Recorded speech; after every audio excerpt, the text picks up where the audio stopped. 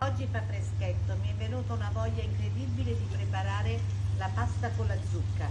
Naturalmente io uso la zucca mantovana perché è la migliore, guardate che colore e che polpa e che sapore. Vi do la mia ricetta. Io metto abbondante olio, extravergine di quello saporito, 2 spicchi d'aglio,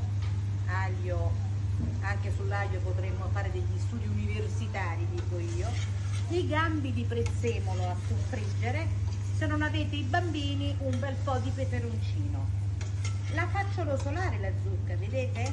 Deve rosolare in quest'olio aromatizzato con aglio e prezzemolo, e quando sia un po' rosolata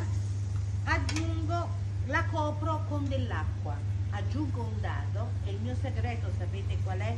La scorza e i pezzetti di parmigiano e pecorino, perché fanno sì che la zucca, che ha un sapore molto dolce, un po' scialbo, diventa saporitissimo.